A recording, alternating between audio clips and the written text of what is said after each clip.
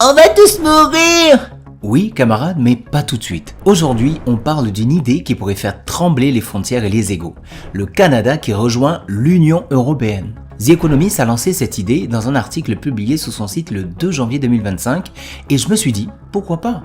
Après tout, si on peut avoir du sirop d'érable sans taxe douanière, tout est possible.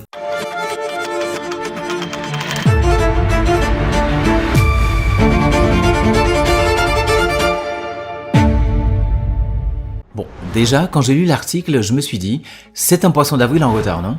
Parce que franchement, le Canada, dans l'Union européenne, c'est comme si je proposais à mon chat de rejoindre la patte patrouille. Ça semble improbable, mais en vrai, c'est pas si con que ça.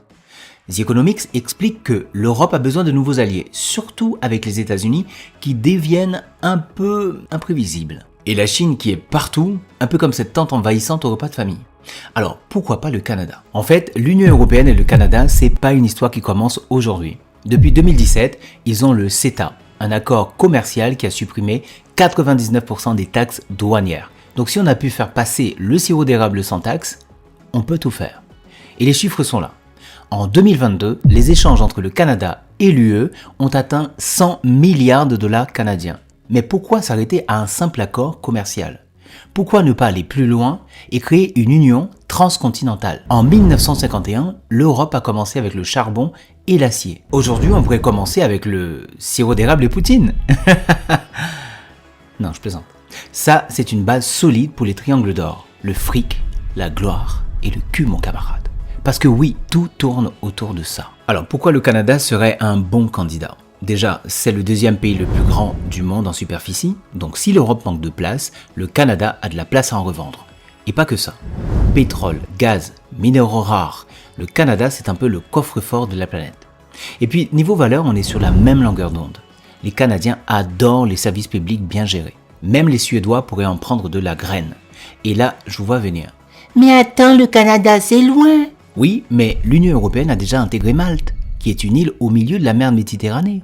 Alors, le Canada, c'est juste une île géante, avec des ours et des chasseurs de gloire. Et là, camarades, il faut parler d'elle. La grande, la puissante, la toujours bien coiffée, Ursula von der Leyen. Coucou Ursula, ça va? Cette femme, c'est la preuve vivante que la quête de gloire n'a pas de limite. En décembre 2024, elle a signé un accord historique avec le Mercosur, ce bloc économique sud-américain, un accord en négociation depuis 1999, soit dit en passant. Mais Ursula, elle a réussi là où d'autres ont échoué. Pourquoi? Parce qu'elle sait que dans ce monde, tout est une question de rapport de force.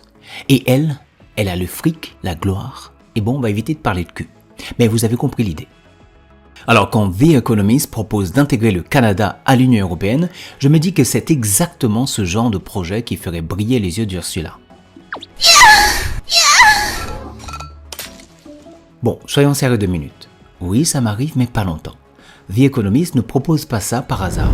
Avec le retour de Trump aux États-Unis, le Canada a peut-être envie de diversifier ses alliances. Parce que, soyons honnêtes, se faire traiter de 51e État américain, ça doit faire mal à l'ego. Et puis, il y a la Chine. L'Europe et le Canada ont tous deux besoin de réduire leur dépendance à Pékin. Donc, une alliance renforcée pourrait être une bonne idée. Et pour les Français dans la salle, imaginez le Québec rejoignant l'Union européenne. Le français deviendrait alors la première langue européenne, Macron serait aux anges, parce que oui, camarades, même les présidents sont animés par la quête de gloire, de fric et de sirop d'érable. Il faut suivre, camarades. Alors, est-ce que le Canada va rejoindre l'Union européenne? Probablement pas demain. Mais cette idée nous pousse à réfléchir. Dans un monde où les alliances sont de plus en plus importantes, pourquoi ne pas penser plus grand? Et puis, avouons-le, l'Union européenne et le Canada, ça nous donnerait une excuse pour manger plus de poutine. Et ça, c'est toujours une bonne idée. Dites-moi ce que vous en pensez dans les commentaires. Canada dans l'Union européenne, bonne ou mauvaise idée? Et surtout, quelle spécialité canadienne vous voudriez voir arriver en Europe? Psst, si le Canada rejoint l'Union européenne, est-ce qu'on pourra avoir enfin des distributeurs de sirop d'érable dans les rues de Paris? Je pose la question.